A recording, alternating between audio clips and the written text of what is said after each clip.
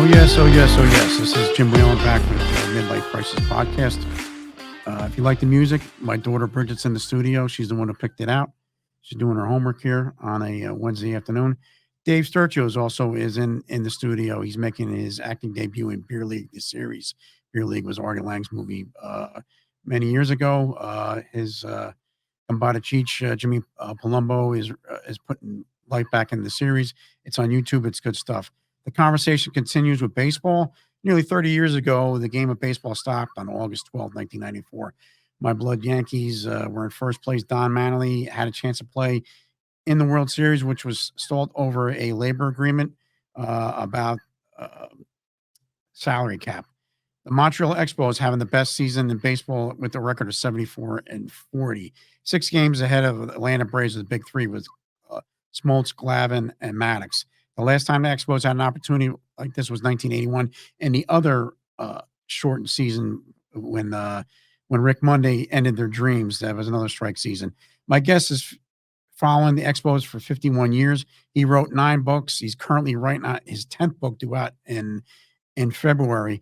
I'm privileged and honored to introduce Danny Gallagher, beat writer for the Montreal Expos and lifelong Expos fan. I said it's Mr. Expo, so it's nice to finally. It took you a while, but bonjour. So just calling and talking to you a little bit about the Expos. So just I saw you wrote about 9 books, so I wanted to reach out to you because we're coming up to about the 30-year anniversary, probably the best team the Expos had. You seem to have intimate knowledge on the Expos. You still put things on Twitter and everything else. So I thought you would be an interesting guest. I mainly cover basketball, but I just wanted to switch gears a little bit with baseball. So we had a couple weeks ago, I guess Tom Brady finally retired, the last Expo to retire. You talk a little bit about, and you talk about that a little bit in your book. I got 2 of your books right here. They're good reads. So if anybody's looking for a good baseball read, there's one of 9 books, Dave. But so talk about you a little bit about Tom Brady. He just retired and his history with the Expos. Yeah, very interesting. Tom Brady has a connection to the Expos going back to June of 1995 when he was drafted by the Expos, in about the 18th round. The Expos would have drafted him earlier, but they knew that he was going to Michigan on a scholarship, and they probably, if they knew that he might sign, that they would have drafted him higher, maybe in the second round, and that they were willing to offer him a $500,000 to sign, which was pretty good money in those days. But it never got to that point. John Hughes of California, the scout who followed Brady for a long time, went to Tom Brady's house with, where his father was, Tom Brady Sr., who I've talked to, a number of times on Twitter and on the phone. But they had already made the decision that Tom Jr. was going to Michigan. But they gave it a good try. They liked the way that Brady was 6'3", weighed about 200, and he looked like a real professional athlete, and had potential to be a major league player. And he was a catcher too. That was his, and he was a lefty hitter. Correct? He was a catcher and a lefty batter. That's right. Yeah, doing pretty good there at the Sarah High School in California, near San Francisco, and they really liked the way he looked as a catcher. So he would have fit in there pretty good. He probably would have reached the majors, let's say, by about 1998 if he had signed with the Expos. Do you think that 94, the strike, hurt him? If say, for instance, if the Expos, they had I was going to get to that team, but they had the best record in baseball. They were beating. They had the Braves up by 6 games with the big 3, Glavine, Smoltz, and Maddox. You think if they got to the World Series or won the World Series, that would change the decision, or he was still locked in on football? It's a good question, Jim. I think that he may have looked at the situation and saw that Montreal was dismantling the team in April of 1995 at spring training after the strike, which dragged on until around April the 1st of 1995. Yeah. I don't know what his thinking was. He's explained in one of his books that he's written that catching in baseball would have put more pressure on the knees, and it was actually easier to play football. Yeah, I So mean, that's crazy to think that about. was it. But what's your connection to club, Dan? I found you online. I found your books. You wrote 9 books in the Expos, but you seem to be Mr. Expo. What's your connection to the club? Just being a fan? Did you have any formal connection to the Montreal Expos? Uh, I've been a writer for close to 52 years and watched the Expos when I was growing up near Ottawa, Canada. And but I was on the Expos beat as a beat writer from 1988 for many years. And when that really propelled my enthusiasm for the Expos. Wrote a lot of stories for the various newspapers and websites that I want covering the Expos. And then, of course, writing all these uh, Expos books. So I'm a bit of a historian Yeah. on the Well, Expos. Well, I'll tell you, I delved in these 2 books, Always Remembered and Around the Horn.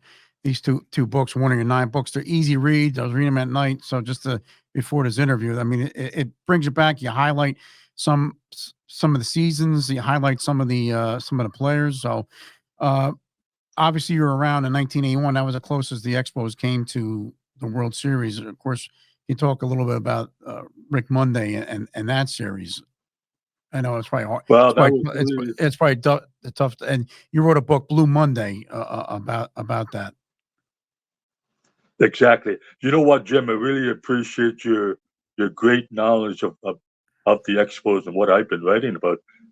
So 1981 was the first year and only year that the Expos made the playoffs in the strike-shortened season, and they clinched it on October the 3rd, and then they ended up beating the Phillies in the best-of-5 series, 3-2, and they faced the Dodgers. And at one point in the series, they're leading 2-1 over the Dodgers, and then lost the last 2 games. And in the final game, the score was 1-1 in the top of the ninth inning in Montreal. And Jim Fanning, the manager, decided to bring in Steve Rogers, who was the starting pitcher for so many years, and thought that, considering he thought Rogers was the best pitcher to pitch the ninth inning. And unfortunately, Rick Monday hit it out through the thick air at Olympic Stadium to win the game. And just highlight some of the players on the team. Who was on that 81 team? What are some of the marquee players that they had on that 81 team? The Expos. What's your question again, Jim? Highlight some of the who are some of the highlighted players on the 81 team that part of that foundation. Who's on that team? The Expos. Who are some of the big Yeah, names? that's right. Gary Carter was the catcher. Warren Cromartie was at first. Rodney Scott at second. Chris Bauer at short, and Larry Parrish in at third.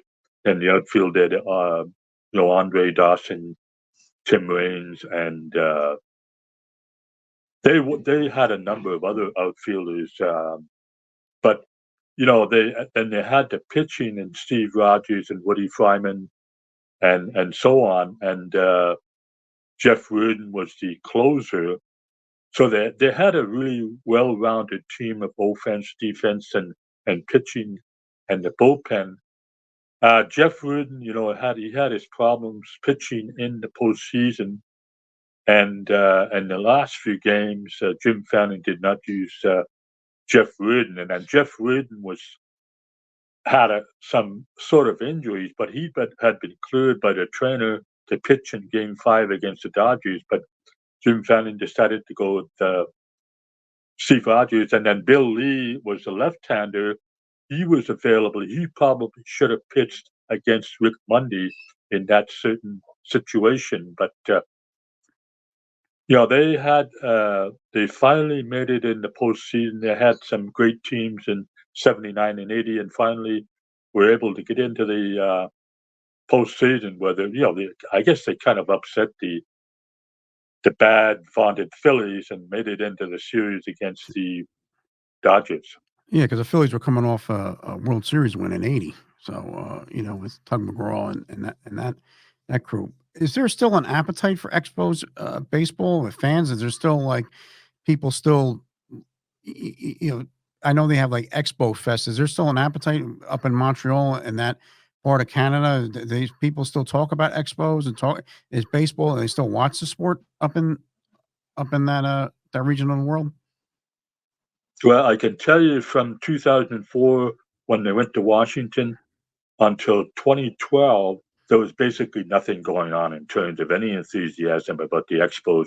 And then Warren Cromartie from that 1981 team uh, decided to hold a couple of reunions, one in 2012 for the 81 Expos, and then 2 years later for the 1994 Expos. And that was kind of like the start of the rejuvenation or passion of bringing back baseball to Montreal. So the Blue Jays also held a number of exhibition games in Montreal for a few years after that, and there was great support from the Montreal community. Not only that, Quebec, even Burlington, Vermont, and Plattsburgh, New York, and even Toronto, they came to support the Expos, those games to show Major League Baseball that Montreal could support another team. So, and then what happened, Jim, in a few years ago is that Stephen Brockman, a prospective owner of the Expos, got in discussions with Tampa Bay about a split season part time scenario in Montreal, whereby a number of Tampa Bay games would be played in Montreal. But that was turned down by the major league owners and the commissioner's office. So as of January of 2022, the enthusiasm kind of ground to a halt, because Stephen Brockman said when he finished his news conference to announce that this split season concept with Tampa Bay was no longer a go, he said, "Is a full-time team viable?" Meaning one for 162 games. He said, "I don't know." And since then, he hasn't really gone public about what he wants to do. But one of his partners said that 162 game schedule is too much. 81 games is too much for fans to try to support. Plus, to have a full time team costs a lot of money, like a expansion fee. Let's say it's one billion, and to put together a team and put together money to build a new stadium in downtown Montreal is a lot of money. So I think it's kind of scaring people away. But Rob Manfred, he's hinting at expansion bids pretty soon. I'm kind of guessing he's going to open that up sometime in 2024. So it will be interesting to see if anybody from Montreal or whoever puts in a bid for Montreal to get another team. You had the '81 team that was a strike year, and then '94 team. But like I mentioned before, they were the best team in baseball. I guess they're ahead of the Atlanta Braves with the big three by 6 games. And then April 2nd, everything came to a screeching halt. I mean, they had Pedro Martinez. Moise Alou was the manager. Darren Fletcher. I mean, Moise Alou was a player. His dad, he played for his dad, Felipe Alou. Will Cordero, Rondell White, Kenny Hill had a great season. Mike Lanson. And how good was that team in '94? And do you think that they could have right the wrongs of '81? Exactly. They were loaded with talent. I called it fire wagon baseball. A lot of great offense, good starting pitching, great defense, a great bullpen. They had it all. They were confident that they could almost beat any team on any given night. Larry Walker had 44 doubles at strike time. He probably would have hit 60 doubles. He had Moises Alou and Marquise Grissom and all these other guys that you mentioned. And the bullpen was kind of locked down at the end of the game. If they had a lead, then the Expos pretty much won the game. Yeah, So, and I they think had they a were the great best. manager in Philippe Deilou. They were the best bullpen So, in baseball. So I mean, they're relief. They had a lot of good relief pitching, and Ken Hill probably could have won 20 games that year. I guess the way he was going, but that all stopped August 12th. And as a Yankee fan, I was a big Don Mattingly fan in the '80s, and that ruined his opportunity. They could have squared off with the Expos. That would have been nice to see a nice conversation. But one thing about baseball, the history and the conversation, that always is always part of the baseball lore. exactly. Like the Expos and the Yankees and the White Sox and the Braves. I'm assuming the Expos would have made the playoffs that year, but how far? There were some great teams. I'm sure if they had met up against the Yankees, let's say in the World Series, it would have been quite a battle. There'd be no guarantee that the Yeah, Expos would win, even though they had a record of 74-40 and just kind of, you know, really in high gear at the time of the strike. There's a lot of good teams, Jim, that year, including the Yankees. yeah. So it's been 30 years of the strike. How bad was that impact on the organization? 1994, going up to the 2004 season now, or 2024 season. How bad was that impact of that strike? Do you think that they would have caught the momentum because they were losing attendance? They were one of the lowest in attendance in the league. Do you think that would have kind of the spark that would have kind of kept the franchise going? But that seemed to be like the beginning and the end. Just tell me about what do you think about that season and the impact it had on the longevity of the Expos franchise? Yeah, exactly. The when that strike dragged on all winter, what 4 or 5 months or whatever, they had no ticket sales going. Everything was at a standstill because the players were on strike and there was no ticket sales. So when the strike was settled and the owners and the players kind of agreed to something, the Expos ownership group, led by managing general partner Claude Bouchou, decided he could not afford all of these players from 1994, and he told general manager Kevin Malone to trade Bucky's Grissom, Ken Hill, and John Wetland, and they didn't offer a contract to Larry Walker. So there's 4 key players gone from 1994. Yeah. See, that was like the call of the fire sale, and that was, as you suggest, that was the beginning of the end of the Expos, even though they didn't leave town for 10 years. But that was a real blow to the Expos ownership group and the fans. They would have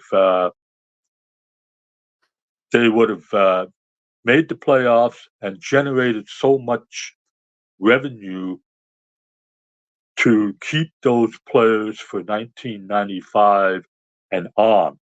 Like they were building up a little dynasty there in Montreal. The 1993 season, they won 94 games and didn't make the playoffs. At that time, there was no wild card, but Yes.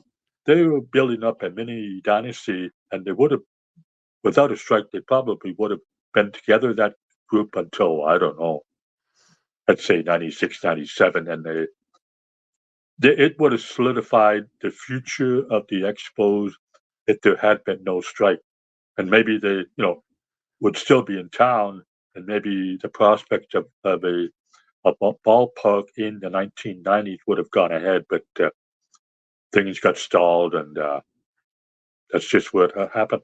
And Dan Duquette was the architect a lot of getting a lot of that talent, and he left in '93, I guess.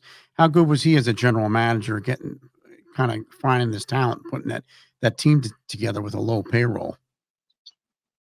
Oh, Dan Duquette was really wonderful. He was brilliant. He had the great imagination of picking players from other teams, trading to get players from other teams who were not making a lot of money. That was his forte, was to identify players who were not making a lot of money, like Ken Hill and John Wetland. And the big one, of course, is Pedro. In Yeah. November 1993, he convinced the Dodgers to give up Pedro Martinez for Delino de Shields. And Pedro, I think the next year was only making maybe 200,000 with the Expos in 1994. So Dan was able to, accumulate quite a roster. He traded Andre Gallagher after the 91 season to the Cardinals for Ken Hill. Gallagher was making 2.5 million, and Ken maybe making about 300,000. So there was another steal right there. Dan Duquette deserved a lot of accolades for putting together that team in 93 and 94.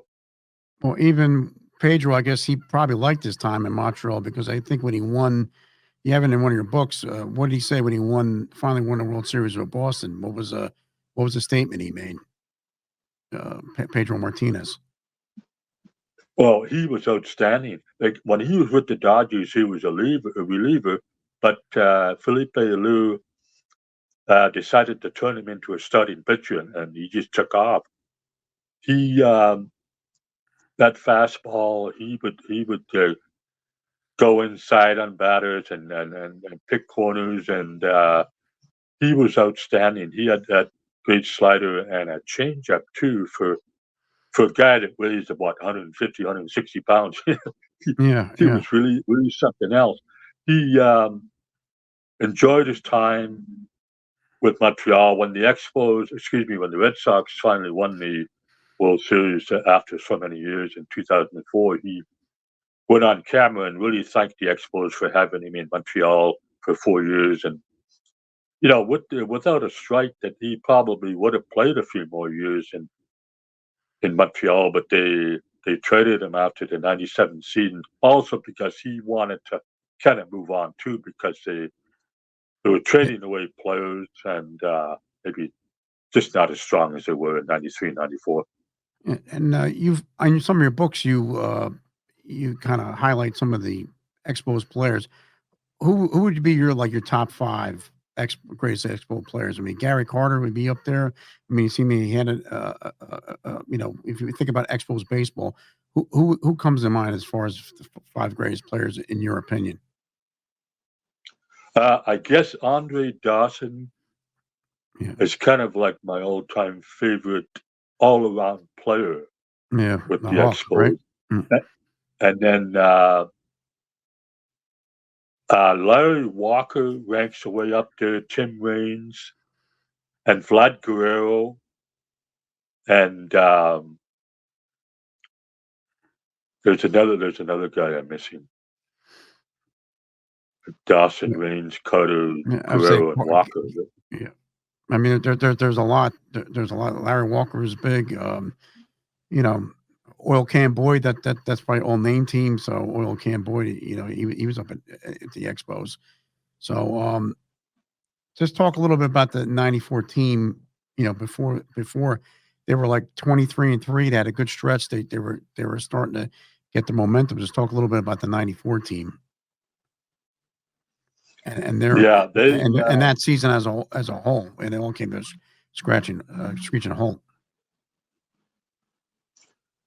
Well, see, they were taking off, continuing what they were doing in '93, and in '94 they really improved themselves by getting Pedro, and then Ken Hill was really, really strong.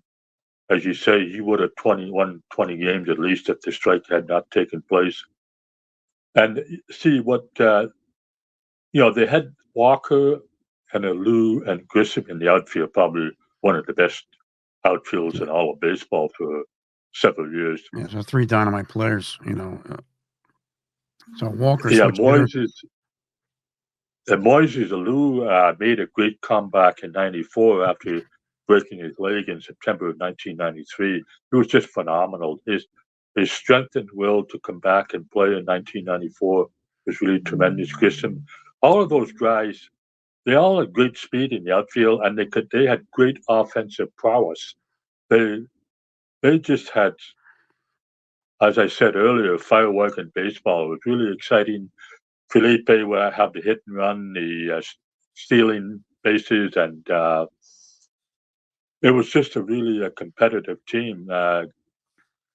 Darren Fletcher and Lenny Webster behind the plate, and the bullpen, as John Wetland and Mel Rojas was the setup guy, and Tim Scott was the seventh inning guy, and even Jeff Shaw, who went on to be a bullpen closer for other teams later, he was a great part of that pitching staff bullpen as well.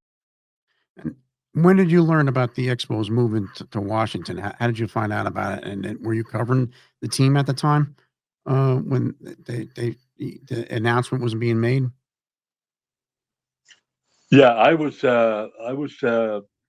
writing for the Globe and Mail in Toronto at that time, and so that was really a shocker that Major League Baseball decided to do that. See, in my next book coming out in February, in a few months in February of 2024, I guess it's a couple of months from now, I'm going into detail about the final days of the Expos, trying to get more information that hadn't been revealed in the last 20 years. So, picked up some information, wondering why that Major League Baseball would wait until, the final home game to announce that the team was leaving. I guess they didn't want to announce it 2 weeks before or a month before because it really upset the Expos fans. So up until that final game, September 29th, 2004, the Expos management and the fans were expecting another team to return to Montreal in 2005. So, and then on the night of September the 28th, which was a night game that ended about 10:15, Claude Delorme, who was kind of a really big assistant in the Expos operation, was told that the radio report that night, it indicated that the team would be moving with an official announcement on September 29th, the next day. So finally, after a few years of all these rumors that the Expos were leaving, it was finally true that they were going to leave. So September 29th was a very emotional day for fans and media and management. The players went into the Expos offices and started shedding tears and hugging the Expos secretaries and all the 45 people, full-time people who worked in the office, because they were losing their jobs, the receptionists and whoever. So it was a very emotional day. And then, that night they played the game. A lot of bottles were thrown, golf balls thrown on the field, and they had to tell the fan to cut it out, or they're going to call the game. I'm sure. Well, I mean, I'm coming from New Jersey, so it would be even worse. I know when the Jets left Shea, I think they destroyed the place and they ripped up the grass. So they're probably mild. But what's the name of the book you have coming out in 24? It's a continuation, Jim, of my previous 4 books. It's kind of like a series of vintages, long short stories about the franchise from 69 to 2004. So the 2020 Always Remember was the first book in that series. So what I'm doing is just collection of interviews with different players over the years that maybe I didn't have in previous books. So it's just a continuing series of players and special events, including September 29, 2004. And I talked to some of the people who were involved from New York in terms of relocating the Expos to Washington, what teams in other cities were considered. So it's my 10th book about the Expos, and it's also like an anniversary book. So it's going to be jam-packed. It's a little bit longer and bigger than my previous books. It's going to be quite a gem. I call it a special commemorative edition of the Expos. And at this point, the main title is called Explosion, which is a kind of a takeoff on the Well, word yeah, Expos. that name Yeah. fits. That name fits. But just a little bit. What did you do after they left? What was your like? What did you do after they left? Did you still cover Washington? Did you cover baseball? Like what did you do? Uh, well, mostly mostly Blue Jays stuff after 2004, and then nostalgia stories about the Expos. Yeah, But basically, it was the Blue Jays and stories about Canadian a- baseball history for the Globe and Mail and other newspapers as well. and just And then it Expos. all kind of picked up a little bit more in 2012 when there was more stories to write that this passion, started again in And 2012. this and But right now Expos. it looks kind of bleak. What's that, Jim? I'm saying Expos Fest. Is that still going on in Cooperstown, or are they doing any reunion? But Expos Fest. I know that you said that in your book. Yeah, yeah, that's right. That's been going on in Montreal since about 2016. It was started by a fan by the name of Perry Giannius. And what he's doing is just bringing in different players from different eras to show the fans that he really cares about the hopefully getting the team back in Montreal. And this one in April 20th of 2024 is a autograph festival commemorating the 1994 team. So it should be a good one. Yeah, I mean, it sounds like it. So, did you go to any the Hall of Fame inductions? Either Andre Dawson, Tim Raines. Did you go to any Hall of Fame inductions when they got inducted into the Hall of Fame? Yeah, it's an interesting question, Jim. My very first time going to Cooperstown was in 2015 when Pedro and Randy Johnson, I believe that was the year. But anyway, that year that Pedro and Randy Johnson were inducted, were both former Expos. So I made a point that I'm going there. So it was really a treat to go to Cooperstown and see that and kind of squeeze in a couple of questions to Pedro and Randy at these little scrums at the Yeah. Hall of Fame the day before the induction. So quite a thrill to do that. And then I was at the Tim Raines induction later on, and yeah, those three guys. Actually, I've been at three or four inductions. Jim. I'm trying to think of those That's all other right. players that Yeah, I'm wrapping up here. But anyway, um, what's you're optimistic of getting Montreal baseball back in Montreal? What are you optimistic? Are you pessimistic? What do you think? Uh, I.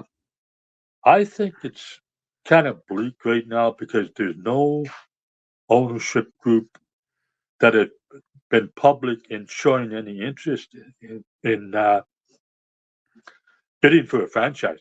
You see, Salt Lake City and Nashville and Portland have official groups set up to get the ball rolling once Rob Manfred asks for expansion bids. And Montreal does not have that group, although Steve Brotman and his group had shown a lot of interest in that split season concept, but they have not shown any interest right now in pursuing an expansion bid.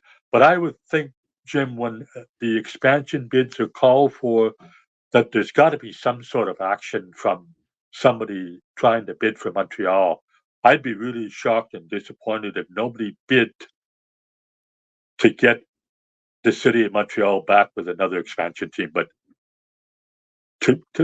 right now it looks kind of bleak. But yeah, that maybe I don't know what's going on behind the scenes. Stephen Brotman is very private, he's quiet. His sure. father Charles talks to me anytime I want to talk to him by email. But Stephen is the exact opposite. He's not very open. Yeah, well, You I know what I guess he mean? probably doesn't want to tip his hand. Well, with that Danny, just what's your handle on X now? Because you put up a lot of good stuff on X, formerly Twitter. What's your handle on X? Because you put up a lot of history on the Expos. What's your Twitter handle? Yeah, it's Dano Gallagher 7, DANNO Gallagher Gallagher 7. 7 is like my favorite number. Yeah. So, but I mean, you put up Um, a lot of good stuff there. But listen, good luck with the book. Dan. I appreciate your time. Sorry we had some technical issues, but listen, it was nice walking down memory lane with you. But I appreciate the time, and hopefully that we'll see Montreal baseball in some form back. But I really enjoy the books. I'm looking forward to the next one, and maybe I'll make a trip up to Montreal and go to the Expo Fest, see what all the hubbub is about. But so, Danny, thank you very much for your yeah, time. Thanks for getting email. I'm following you on Twitter. It's great stuff. Or X, I'm following you. But thank you very much for your time. And I happy holidays appreciate to you you and your having family. me on, Jim. Yeah, no Yeah, problem. thank you so much. Thank you, sir. Have a great night. I'd like to thank Danny Gallagher for his time. Buy one of his books; they're great reads. Uh, especially if you're a baseball historian, look out for Expos Fest 30-year anniversary of the 1994 team's strike shortened season. Also, look out for Danny's book in February 2024. Also, follow him on X. He puts up a lot of good information about the Montreal Expos, baseball history, and everything else. Very entertaining. Thank you, Danny, for your time, and happy holidays to you and your family.